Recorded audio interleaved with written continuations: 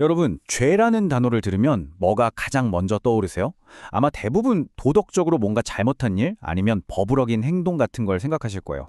그런데 오늘 우리가 들여다볼 이야기는요, 그 생각을 완전히 뒤집어 버립니다. 죄에 대한 아주 새로운 해석, 지금부터 함께 파헤쳐 보시죠. 시작부터 정말 근본적인 질문을 던지죠. 예수는 우리의 죄를 위해 죽었다. 이 말, 우리 정말 수없이 들어왔잖아요. 근데 정작 우리의 죄라는 게 뭔지 깊이 생각해 본 적 있으신가요? 그리고 신은 왜 애초에 우리가 죄를 짓도록 그냥 내버려 둔 걸까요? 바로 이 의문에서부터 오늘 이야기는 시작됩니다. 자, 그래서 이 질문의 답을 찾아가는 여정은 이렇습니다. 먼저 죄라는 개념 자체를 한번 뜯어볼 거고요. 그 책임이 과연 누구에게 있는 건지 따져볼 겁니다. 그 다음엔 예수의 가르침을 새로운 시각으로 다시 보고 역사가 우리에게 어떤 교훈을 주는지 살펴볼 거예요. 그리고 마지막으로 이 모든 걸 종합해서 오늘날 우리의 사명이 과연 무엇인지 결론 내려보겠습니다. 좋습니다. 그럼 첫 번째 단계로 들어가 보죠. 과연 우리가 죄라고 부르는 것, 그 진짜 정체가 뭘까요? 이 자료는 우리가 아는 것과는 전혀 다른 답을 내놓습니다. 이 자료의 주장은 진짜 파격적이에요. 우리가 흔히 죄라고 생각하는 거짓말이나 남을 속이는 행동, 심지어 전쟁 같은 것들, 이건 사실 문제의 원인이 아니라 증상에 불과하다는 겁니다. 그것들은 환경 때문에 나타나는 활동일 뿐이고요. 진짜 문제는 훨씬 더 깊은 곳, 우리 내면에 있는 원죄, 즉 우리의 근본적인 존재 상태 그 자체에 있다고 말하는 거죠. 그럼 그 원죄라는 게 대체 뭘까요? 바로 탁해진 비물질 원소 에너지라고 정해야 합니다. 말이 좀 어렵죠? 쉽게 말해서 죄는 어떤 행동이 아니라는 거예요. 오히려 정화가 필요한 일종의 에너지 불균형 상태를 말하는 거죠. 그래서 우리가 해야 할 일은 이 탁해진 에너지를 스스로 정화하는 거라고 설명합니다. 자, 그럼 이런 죄, 그러니까 이 탁해진 에너지를 다른 누군가가 대신 깨끗하게 해줄 수 있을까요? 다음 섹션에서는 바로 이 대속, 대신 죄를 짊어진다는 개념의 근본적인 물음을 던집니다. 이 문장이 바로 이번 분석의 심장을 꿰뚫는 한마디입니다. 입장이 아주 단호하죠? 누구도, 심지어 신조차도 당신의 죄를 대신할 수 없다. 왜 그럴까요? 그 이유는 우리 각자가 자신의 에너지, 다른 말로 하면 업보를 스스로 책임져야 하는 독립적인 우주 같은 존재이기 때문이라는 겁니다. 그러니까 이 관점에서 보면 우리는 모두 개체신인 셈이에요. 각자 자기 자신을 정화할 책임을 지고 있는 존재라는 거죠. 그래서 신앙의 목표가 제 죄를 없애주세요 하고 비는 게 아니라 더 높은 존재와 함께 내 안의 탁한 기운을 풀어내는 일종의 협업 프로젝트가 되어야 한다고 강조합니다. 자기 책임이 그 무엇보다 중요하다는 뜻이죠. 자, 그렇다면 예수의 삶과 죽음은 이 관점에서 어떻게 보일까요? 2000년 동안 우리가 성스럽게 여겼던 그 희생을 완전히 다른 각도에서 한번 들여다보겠습니다.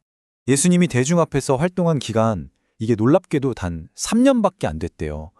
그 어마어마한 영향력을 생각하면 정말 믿기지 않을 정도로 짧은 시간이죠.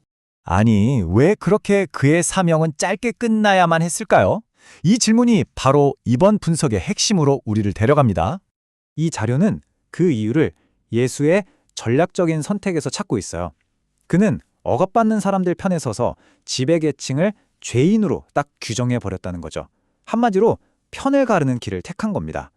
당연히 극심한 갈등이 생길 수밖에 없었죠. 만약에 그가 모두에게 지혜를 가르치는 길을 택했다면, 그러니까 지배자들한테도 백성을 존중하고 지혜롭게 다스리는 법을 알려줬다면 어땠을까요? 어쩌면 비극적인 죽음 대신 더 길고 근본적인 사회 변화를 이끌었을지도 모른다고 이 자료는 분석하고 있습니다. 바로 여기서 희생의 의미가 완전히 뒤바뀝니다. 예수의 진짜 희생은 우리 죄를 대신 짊어진 게 아니라는 거예요. 오히려 그의 삶과 죽음 그 자체가 인류에게 우리는 어떻게 살아야 하는가라는 정말 근본적인 질문을 2000년 동안이라 곱씹게 만들었다는 거죠. 이것만으로도 이건 정말 엄청난 업적이다. 이렇게 보는 겁니다. 자, 예수가 2000년짜리 숙제를 던져줬다면 이제 그 숙제를 풀어야 할 사람들은 누구일까요? 바로 우리입니다.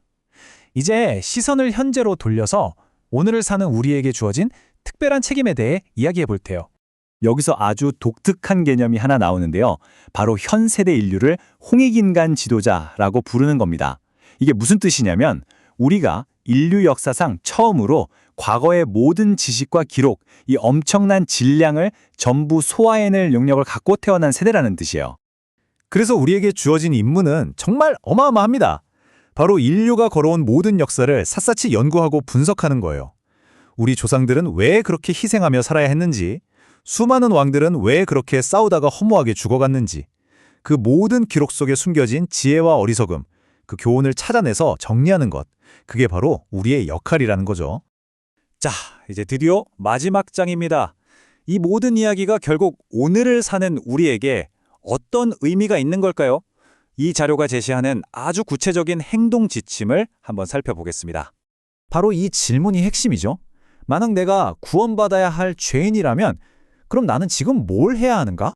이 자료가 제시하는 길은 아주 명확한 4단계로 되어 있습니다. 첫째는요, 맹목적으로 십자가나 불상 앞에 무릎 꿇는 수동적인 의식을 멈추라는 겁니다. 그리고 둘째, 우리에게 주어진 이 방대한 정보를 활용해서 모든 종교와 문화를 비교하고 연구해야 한다는 거죠.